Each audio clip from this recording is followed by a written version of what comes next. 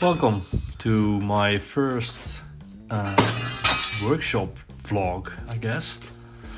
Let's call this a pilot episode.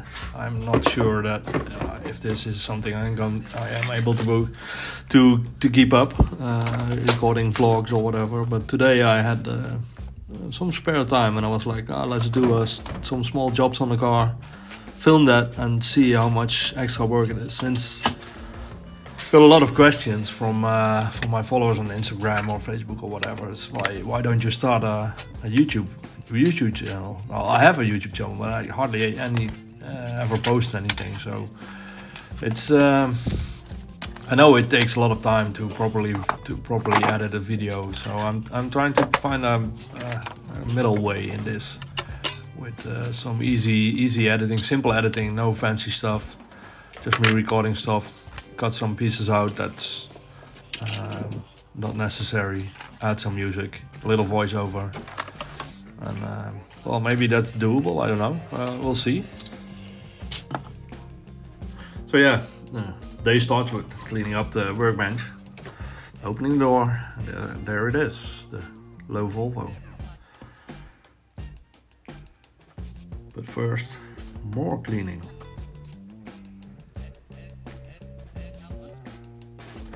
There's the vacuum.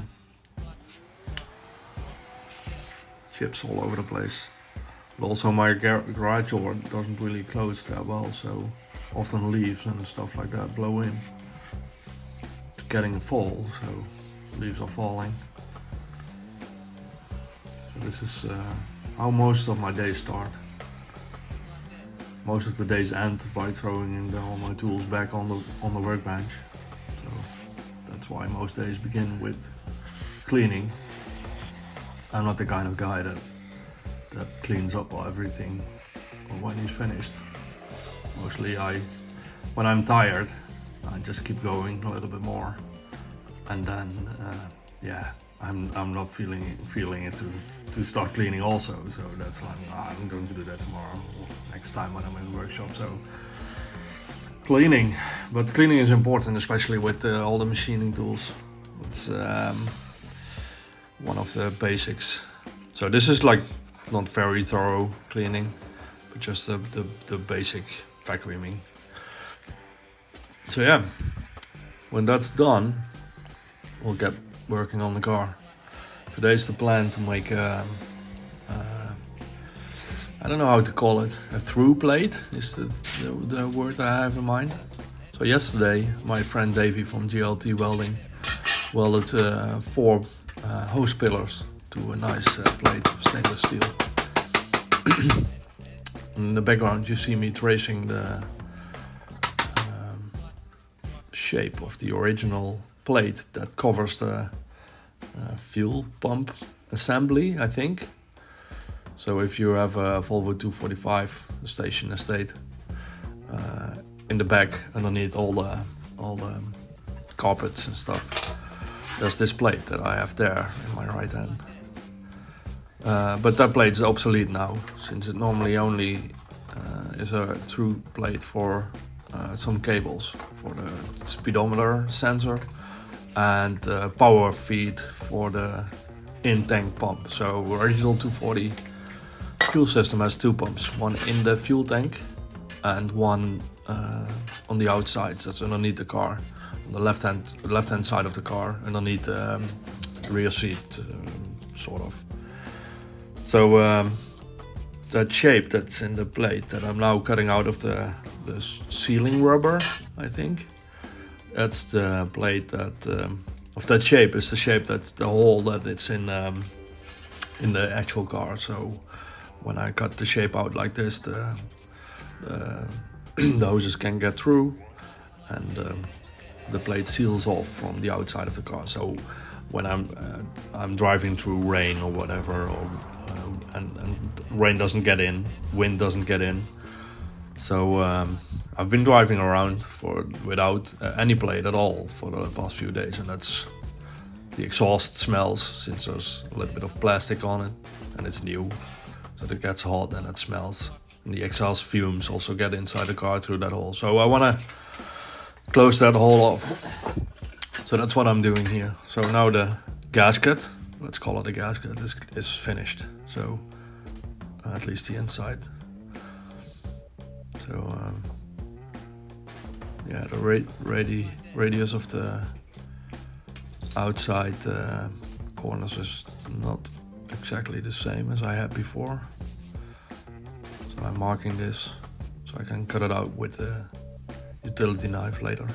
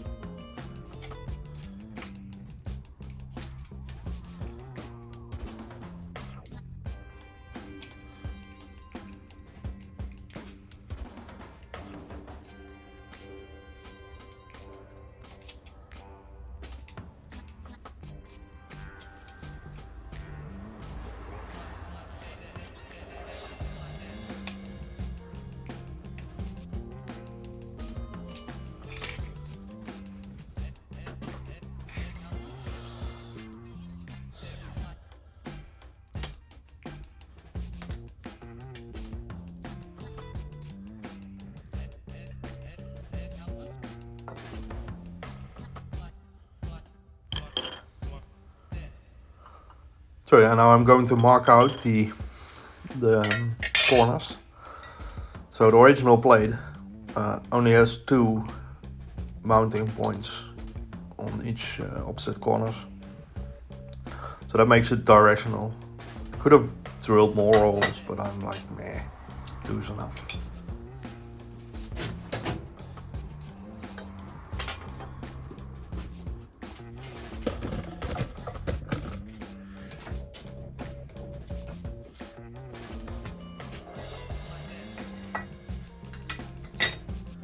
Here I'm using my punch, a hammer, to mark a hole or to mark where I want the hole.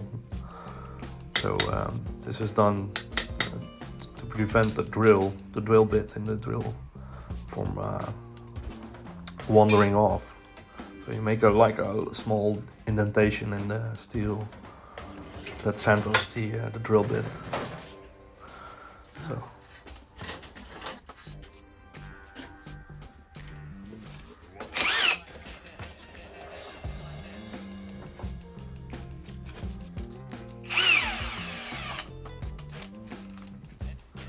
So this plate is stainless steel, and it's stainless. If you ever worked with stainless steel and regular steel and maybe aluminium,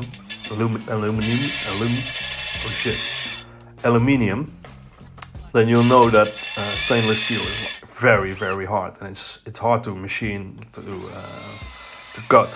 So here I'm trying to make a small pilot hole. I think it's 4 mil. But that didn't really work, so I drilled a little bit. It's a 5 mil thick blade, so that's quite heavy. Since I didn't want it to deform when it's mounted on the car or when welding. So now I just take my bigger drill and I'll try to drill the hole. So this takes a while. Let's speed it up a little bit.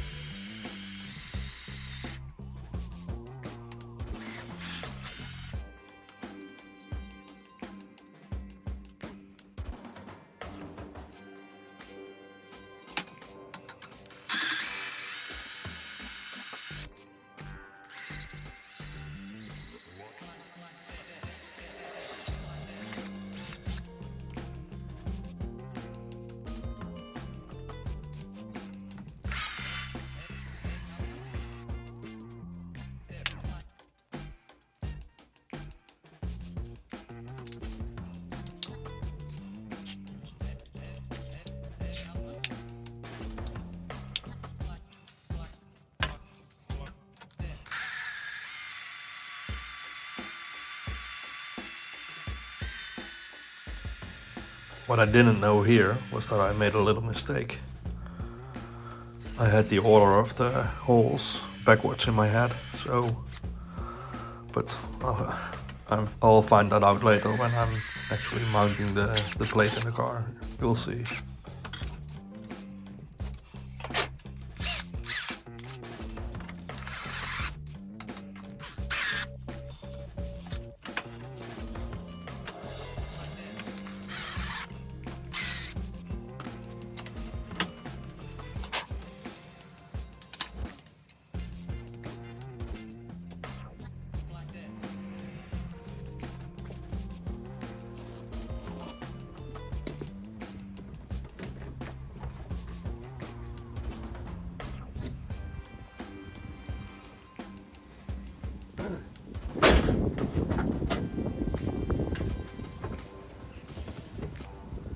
Okay, so in the car, first I use a small, I don't know the name, spatula.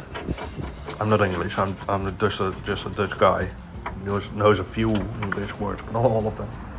Anyways, I use this tool to scrape off all the excess, all the old kind of glue-ish glue, I think, that's used from the factory to glue down the original plate. Since normally you kind of never take that off, whatever. So, but let's first clean that off. Then I had the fuel lines mounted temporarily with some zip ties. I'm trying to get that off, but it's very tight on the fuel filter. You can hardly see it, but behind the fuel tank is on the right, where my hands are, is the fuel filter, and on the other side, on the other strap, is the actual fuel pump mounted. So my custom fuel system doesn't have the two pumps that a regular fuel pump has. And here I'm a little bit scared. I didn't really know that if the fuel line was pressurized.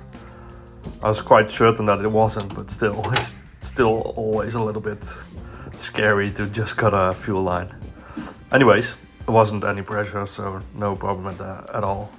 What was I telling? Oh yeah, I don't have like an in-tank pump and a pump underneath the car like an original 240 has. I only have one big ditch work. I don't know how it's called. 250 liter per minute pump. It's quite a noisy pump, but it's a good pump. So, and all fuel lines are upgraded and blah blah blah. So it delivers a lot of fuel to the fuel rail in front of the car. So here you see me. I just cut the outgoing. Let's call it the outgoing fuel line that runs from the tank to the engine. And every injection system or a car with injectors also has a return fuel line. So that's the one I'm going to cut next. And luckily I remember in time to put the seal on the right way. In hindsight, I wished I just drilled 4 holes so everything was not asymmetrical and just fitted every direction. Anyway, so here I'm tightening down one fuel line, and then I see the what's it called, the cable that runs to the speedometer sensor. I already made a socket, no, not a socket, a plug for that a few days ago. And here I'm struggling to get that open. It's not the easiest system, and I don't use them very often, so anyway, there it's open, so just put that underneath the car. Let's worry about that later. And I'm drinking coffee, by the way.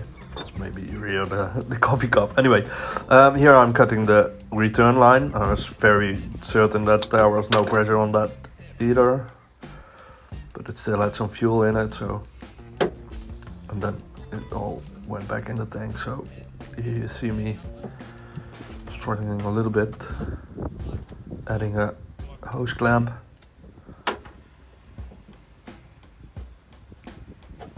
Forgetting the hose clamp. Or did I put it on?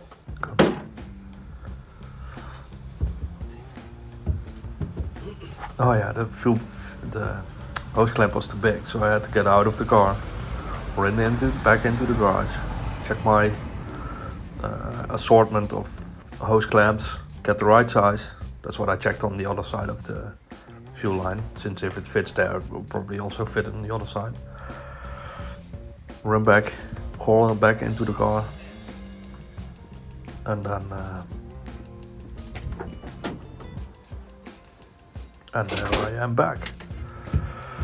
So fuel line just stays on by itself, but if it's pressurized in any way, it's very likely that the fuel line will come off, especially underneath the car when you can't really see that. You don't want that to happen, because if that exact line pops off, the fuel system just pumps out the contents of the fuel tank outside of the car on the road. That's kind of a hazard with fires and stuff, but still it's also a waste, since in Holland right now fuel prices are about €2 per liter. I don't know exactly how much that is for you American people, but it's very expensive. You can take that from me.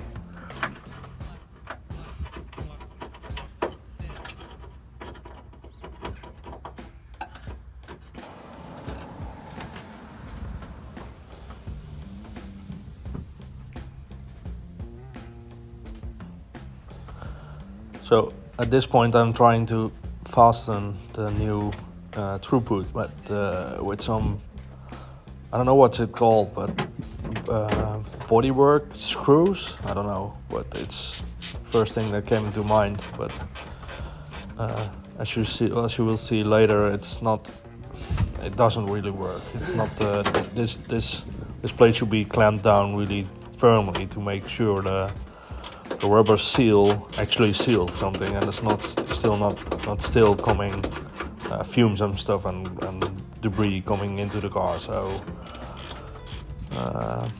at this point I figure out it doesn't really work, so I undo the bolts and I'll try to come up with a backup plan.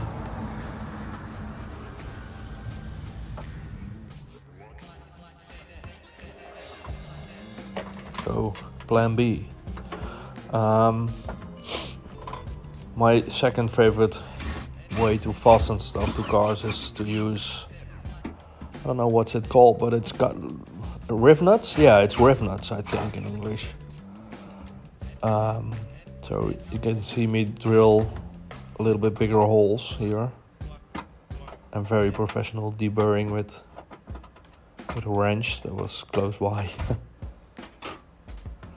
But then there's this special tool that fastens the nut to the body. So that's one in.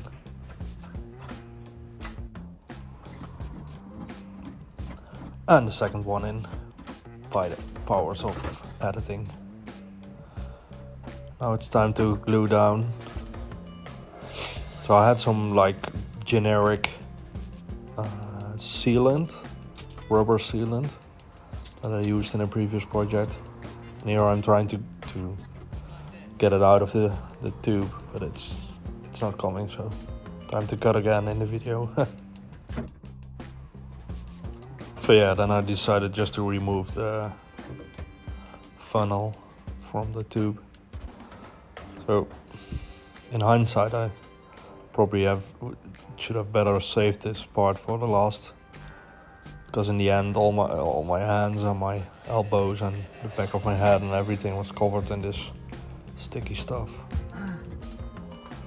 But since the plate only uses 2 bolts, I was a little bit afraid that there wouldn't be a very good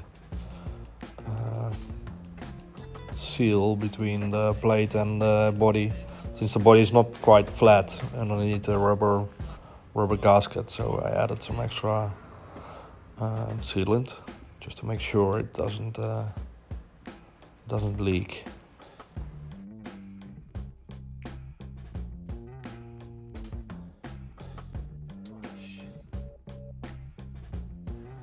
yeah, that oh shit, that was the moment when I realized I had the whole plate upside down. So I was like, oh, let's just turn it around and have the nice side up. But yeah, since it's asymmetrical, that won't work. So yeah, here I'm trying, but I'll better skip that part too.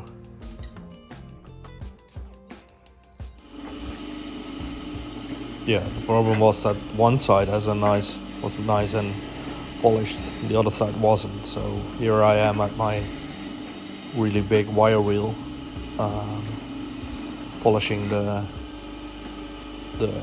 upside of the plate. So I really don't like to use this machine since it's so powerful, and it already caught my thumb once. Almost got it off on the left side on the big grinding wheel. But yeah, polishing large parts like this is not that bad. So that's there I hit my finger. But luckily the wire wheel is not so harsh on your skin. Small wipe down. Yeah, that looks good. Ready to go in the car.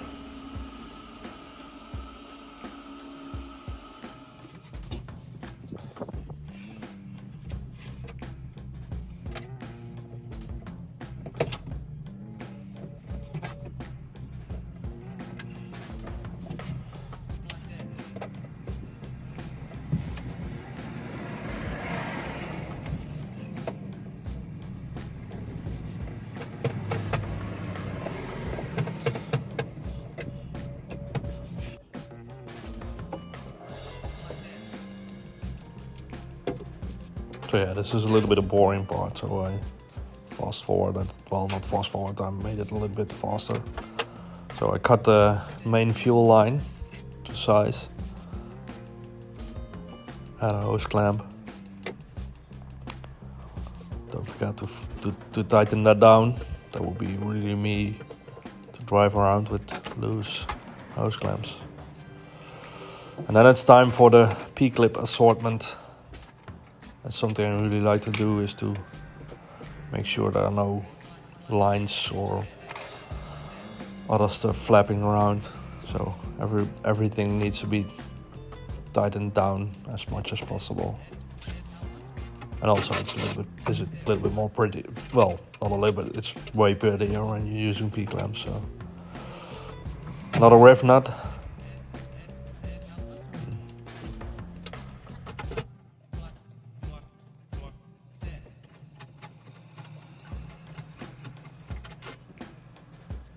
There we go, rev nut in place, P-clip on it.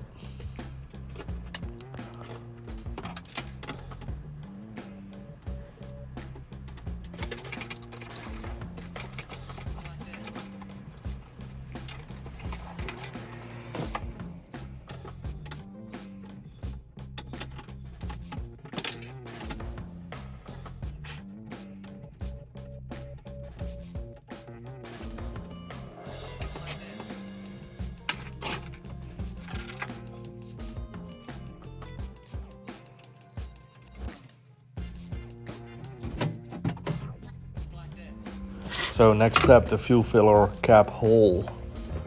There normally you fill up the car there, but now it's gone. So I found a 84mm PVC piece in my stock. So just going to cut off a little bit to put in the lathe and make something cool of it.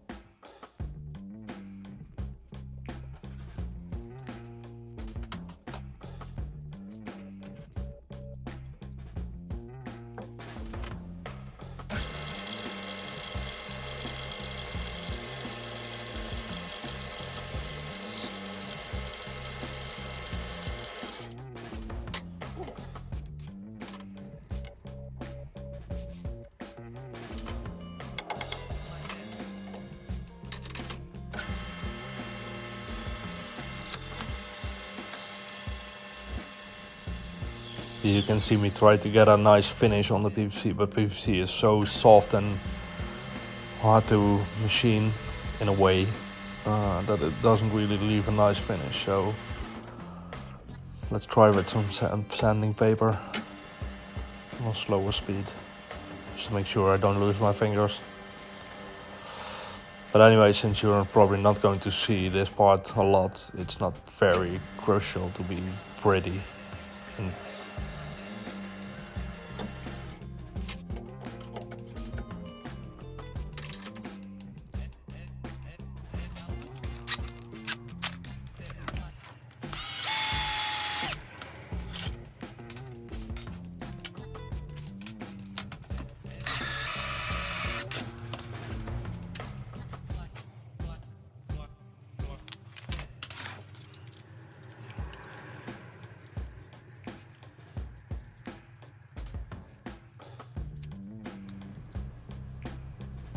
little deburring, and that's one part done.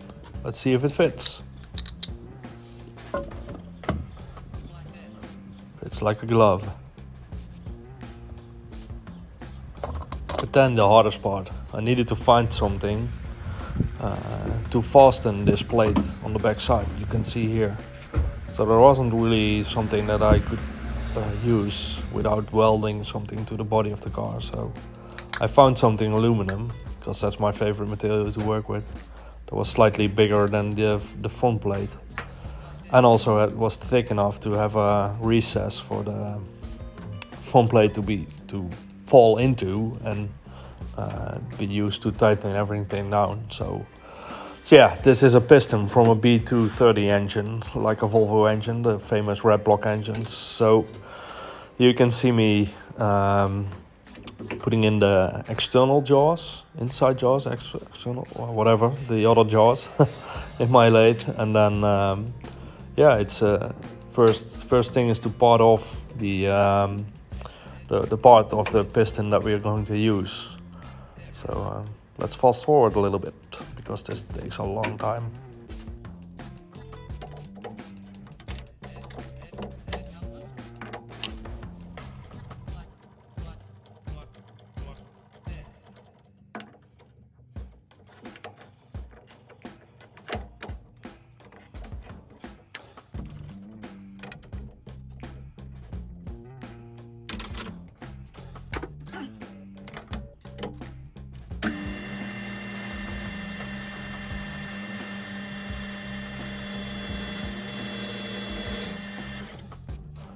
Since it was quite a deep cut, I decided to use the auto feed of the machine.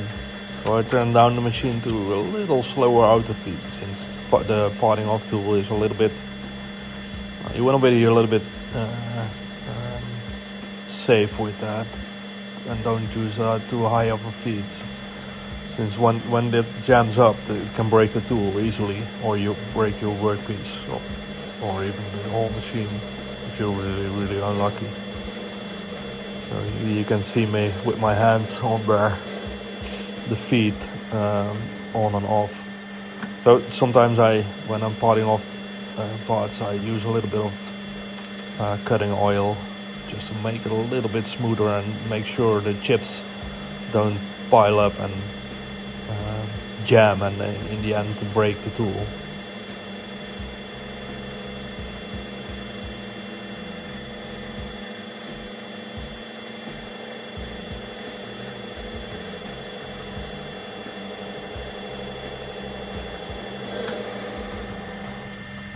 So yeah, this really takes a long time. A little bit of cleaning. So let's skip to the end, where I just couldn't reach deep enough, and I used my hacksaw to part off the last part of the piston head. I don't know, piston head, the top of the piston at least.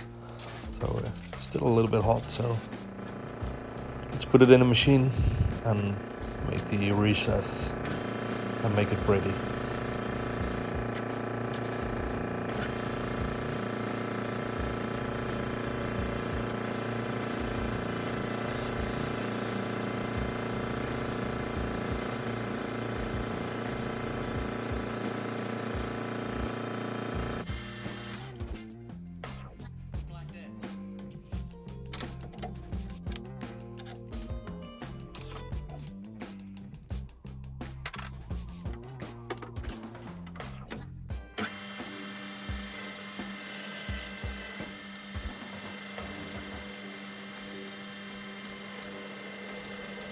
So the nice thing with making parts like this on the lathe is that you like never have to use micrometer or whatever calipers, since it's just, there's no critical dimensions at all. It's just something that needs to work and be pretty-ish. So here you can see me making the recess that the grey PVC part fits into. So and I'm also cleaning off the ugly black parts that have a lot of charcoal on it. A little bit of cooling down in the sink. And then back to the machine with the and change the jaws again to flip the part around and clamp it on the inside of the recess. A little bit of cleaning. Always cleaning. You don't want to get chips in your chuck. So that's one. Number two. Those jaws are numbered, and you have to put them in order to make sure it's accurate. So here I'm clamping it on the inside of the recess. Changing the tool, and a little bit of cleaning, as usual. A little better finish on the outside, since this is the side that will be visible. Slow cut for a nice even finish.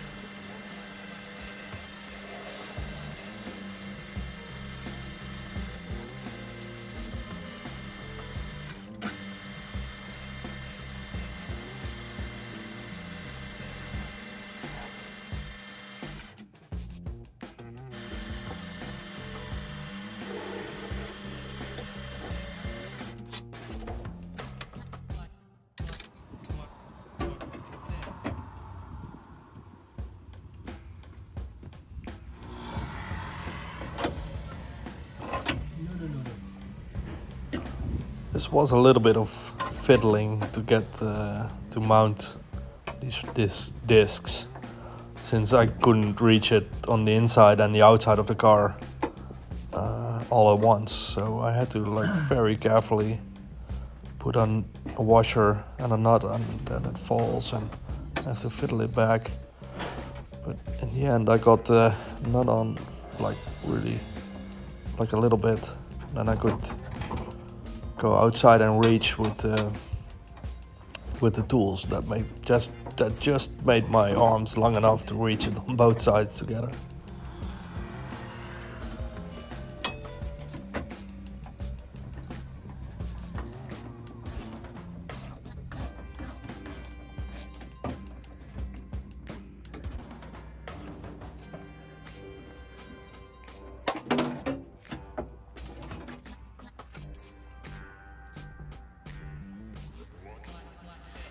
So with that finished, there's one little hole for the old drain to finish. So got my stock of rubber things and found one rubber plug that sealed the hole quite nicely. It was quite a tight fit, as you can see. A little struggle to get it in, but when I got it in, it was perfect.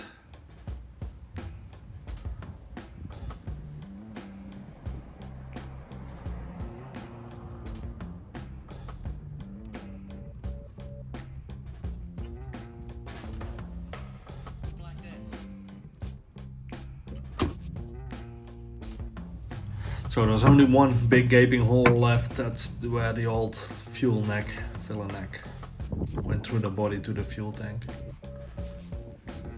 But that's all for today. Hope you enjoyed this video.